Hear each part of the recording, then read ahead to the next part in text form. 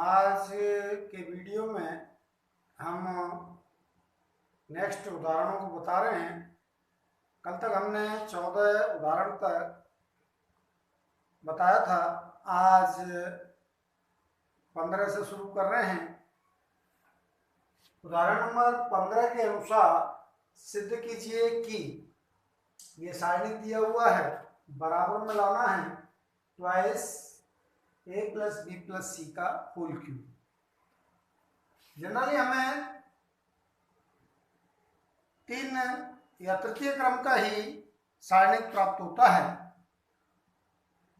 यहाँ हम LHS को लेके चल रहे हैं। LHS बराबर इस सारणी को ले लिया।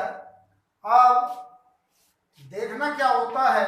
अब तक जितने उदाहरण मैंने तुम्हें बताए आपने किए होंगे तो समझ में भी आया होगा कि हम सारणिक को सरल कैसे बनाते हैं। तो सारणिक को सरल बनाने का एकमात्र तरीका यह है कि उभयनिष्ठ गुणनखंड को सोचें, अधिकतम 0 लाने का प्रयास करें। तो यहाँ पर उभयनिष्ठ गुणनखंड के तौर पर नजर आ रहा है 2 या a प्लस बी प्लस सी। तो यहाँ a प्लस बी प्लस सी कैसे बन सकता है ये हमें देखना है। संक्रिया लगाने के लिए मैंने तुम्हें बताया था कि 3 प्रकार की संक्रिया पंक्ति में और 3 प्रकार की स्तंभ में काम करती है। तो यहाँ पर अब जो हम संक्रिया लगाने जा रहे हैं, पहले हमने R1, R2, R3 के हिसाब से सोचा क्या इनको जोड़ने से वो उभयनिष्ठ गुणनखंड का तैयार हो रहा है, नहीं हो रहा है। तो फिर हमने स्तंभ को सोचा। तो हमने देखा कि यहाँ बनता है 2A, 2B, 2C। तो इसका मतलब 2 को बाहर किया जा सकता है, 2A प्लस बी प्लस सी। तो हमने संक्रिया यहाँ पर अप्लाई की। C1 change C1 plus C2 plus C3 से। कहने का मतलब C1 मतलब पहले स्तंभ में चेंज लाना है। और कैसे चेंज लाना है, तीनों स्तंभों को जोड़ देना है। यहाँ पहले जो लिखा जाता है वो ये बताता है सिंबल कि हमें किस में चेंज लाना है। और यहाँ जो एरो के बाद में लिखा होता है वो होता है कि हमें कैसा परिवर्तन करना है। तो यहाँ पर C1 change C1 plus C2 plus C3 से। इसका मतलब C1 में चेंज लाना है और तीनों स्तंभों को जोड़ देना है। तो हम क्या देख रहे हैं, 2A, 2B, 2C। तो 2 को बाहर करके A प्लस बी प्लस सी, पहले स्तंभ में चेंज ला रहे हैं। ऐसे ही यहाँ पर देख रहे हैं तो ये 2B हो जाएगा, ये 2C हो जाएगा, 2A है तो 2 को बाहर करते हैं A प्लस बी प्लस सी। इसी प्रकार से यहाँ 2A, 2C, 2B, 2 को बाहर करते हैं 2A प्लस बी प्लस सी। उभयनिष्ठ गुणनखंड आपने सोच लिया, यह समझ लीजिए सारणिक आपका सरल हो गया। यहां से गुणधर्म 4 अप्लाई करेंगे। गुणधर्म 4 के अनुसार हमने कहा था कि अगर किसी पंक्ति या किसी स्तंभ में उभयनिष्ठ गुणनखंड नजर आए तो आप बाहर निकाल सकते हैं, या किसी संख्या को किसी पंक्ति या स्तंभ में गुणा करना है तो गुणा कर सकते हैं। तो हमने यहाँ पर इसको बाहर किया, twice a plus B plus C को बाहर कर दिया गुणधर्म 4 से। तो पहले स्तंभ में जो चेंज आया वो आया 1 1 1। दूसरा स्तंभ तथा तीसरा स्तंभ नो चेंज की स्थिति में अब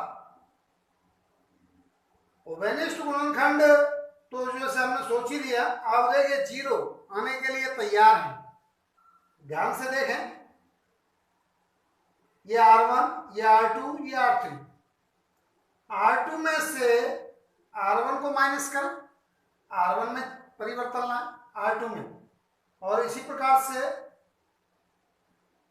R3 में परिवर्तन करें, R3 माइनस R1 तो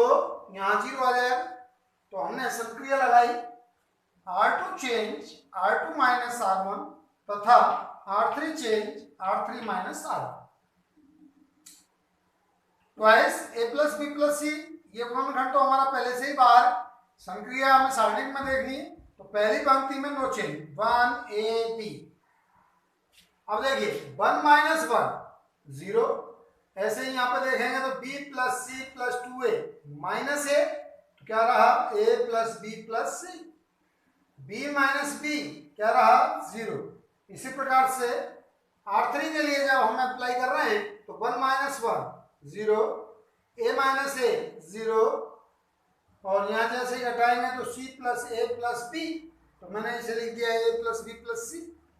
तो ये संयोग वाली बात है कि यहाँ ऊपरी त्रिभुजाकार मैट्रिक्स का संगत सारणिक प्राप्त हो गया।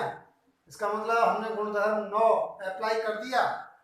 गुणधर्म 9 के अनुसार ऊपरी त्रिभुजाकार मैट्रिक्स या निम्न त्रिभुजाकार मैट्रिक्स के संगत सारणिक का मान मुख्य विकर्ण के अवयवों का गुणनफल होता है। तो मुख्य विकर्ण के अवयव हैं ये, तो इनका गुणा यहाँ लिख दिया। तो क्या देख रहे हैं, ये a plus B plus C का होल ट्वाइस बना, तो यहाँ पर जब इससे गुणा होगा तो क्या बन गया होल थ्राइस, तो twice a plus B plus C का होल क्यूब। ये हमारी क्या है RHS। तो बहुत ही अच्छा उदाहरण, परीक्षा में आने लायक उदाहरण, और सही पूछें तो इन्हीं उदाहरणों में से हमें माध्यमिक शिक्षा बोर्ड राजस्थान अजमेर द्वारा जो परीक्षा आयोजित होती है उसमें इन्हीं उदाहरणों में से हमें क्वेश्चन मिल जाता है। अब देखते हैं हम उदाहरण नंबर 16। उदाहरण 16 में हमसे पूछा गया है, सिद्ध कीजिए कि ये सारणी दिया हुआ है 1 plus A 1 1 1 1 plus B 1 1 1 1 plus C बराबर लाना है ABC into 1 plus 1 upon A plus 1 upon B plus 1 upon C. तो यहाँ उभयनिष्ठ गुणनखंड आपको दिखाई दे रहा है कि ABC हो या ये हो, उससे भी किया जा सकता है। बाकी मैंने इसको और सरल कर दिया है किताब से। मैंने जीरो लाने का प्रयास किया, और जीरो लाने के प्रयास में यहाँ मैंने तो खैर पंक्ति की संक्रिया लगाई है, आप चाहो तो स्तंभ की संक्रिया भी लगा सकते हैं। दूसरी पंक्ति में change R2 change R2 minus R1, मतलब दूसरी पंक्ति में से पहली पंक्ति को माइनस करना। R3 change R3 minus R1, मतलब तीसरी पंक्ति में से पहली पंक्ति को माइनस करके तीसरी पंक्ति में परिवर्तन लाना है। तो देखिए हमने पहली पंक्ति को नो चेंज में रखा 1 प्लस ए 1 1। तो देखिए यहाँ पर 1 माइनस, जैसे ये होगा तो क्या आ जाएगा माइनस, ये क्या हो गया 1 प्लस बी माइनस 1, तो क्या रह गया बी 1 माइनस 1 0। ऐसे ही जब मैं तीसरी पंक्ति में से इसको घटा रहा हूं तो 1 माइनस 1 0, और ये रह गया ए माइनस का हो जाएगा। ऐसे ही 1 माइनस 1 0, और 1 प्लस सी में से 1 को माइनस किया तो सी। अब मुझे किसी अन्य पंक्ति या स्तंभ के हिसाब से संक्रिया यहाँ सूझ नहीं रही है, और क्या देख रहा हूं मैं यहाँ जीरो तो है। अगर यही एक पंक्ति में आ जाते तो सारणी को और भी ज्यादा सरल हो जाता। अब हमने इसको यहाँ पर प्रथम पंक्ति के अनुदेश प्रसार कर दिया। क्यों कर दिया? क्योंकि मैंने यहाँ पर सोचा था थोड़ा सा ABC का गुणा अगर मैं यहाँ करूं तो ABC plus BC plus AC plus AB, तो मैंने इसको प्रसार करने की कोशिश की। 1 प्लस A के लिए जब मैंने खोला तो इसमें तोप चलाई, ये गया और ये गया, तो ये प्राप्त हुए B 0 0 C। ऐसे ही 1 के लिए तोप चलाई, पहली पंक्ति निरस्त, दूसरा स्तंभ निरस्त, तो क्या रह गया माइनस ए 0 माइनस ए सी। और 1 के लिए जब मैंने तोप चलाई तो ये गया और ये गया, तो रह गया माइनस ए बी माइनस ए 0। अब दो क्रम के सारणिक को खोलना हमने बताया ही है कि मुख्य विकर्ण के अवयवों को गुणा करें, अन्य विकर्ण के अवयवों को गुणा करें, और बीच में क्या लगा दें माइनस। तो इसको हमने इस प्रकार से खोल दिया। तो खोलने के पश्चात जैसे ही मैंने इसे गुणा किया तो देखिए 1 का BC से गुणा BC, ABC minus minus plus AC और प्लस AB। तो यहाँ से मैंने ABC को कॉमन लिया तो यहाँ क्या रह गया 1/A, यहाँ क्या रहा 1, यहाँ क्या रहा 1/B, यहाँ रह गया 1/C और यही हमारी क्या है RHS। तो बहुत ही सिंपल क्वेश्चन लेकिन अच्छे प्रश्न। कहने का मतलब बोर्ड की परीक्षा में ज़्यादातर उदाहरणों का ही समावेश होता है, तो उदाहरणों को अच्छे ढंग से पढ़ना है और मेरा उद्देश्य यही है इन सबको कराने के पीछे कि आप बेहतर अंक प्राप्त करें। और जिन्होंने अभी इसे ज्वाइन किया है इसी वीडियो से, तो वो पिछले वीडियोस को अवश्य देखें जिससे उनकी समझ में आए, एक क्रमबद्धता बने समझने में। तो अब देखिए उदाहरण नंबर 17 में अलग टाइप से पूछा है। कहने का मतलब समीकरण को हल करवा रहा है। इस समीकरण को हल करना है आपको, तो वही जैसे सारणी को हल करना है। सारणी को हल करने के पश्चात बराबर 0। तो यहाँ पर इस स्थिति को लेके चले अपन, तो उभयनिष्ठ गुणनखंड का रूप प्राप्त करने के लिए मैं यहाँ पर अगर R1 R2 R3 को देखूं तो उभयनिष्ठ गुणनखंड प्राप्त नहीं होता है। लेकिन जैसे ही हम स्तंभ की संक्रिया अप्लाई करते हैं तो यहाँ पर उभयनिष्ठ गुणनखंड का निर्माण हो रहा है। संक्रिया C1 change C1 plus C2 plus C3 से पहले स्तंभ में चेंज लाना, तीनों स्तंभों को जोड़ के लाना x plus A plus B plus C। इसी प्रकार से यहाँ पर x C plus x plus B plus A, तो वही x plus A plus B plus C। ऐसे ही A plus B plus x plus C, ये हो गया x A plus B plus C। ये उभयनिष्ठ गुणनखंड यहाँ पर प्रथम स्तंभ में बन गए। दूसरा स्तंभ और तीसरे स्तंभ में नो चेंज की स्थिति है।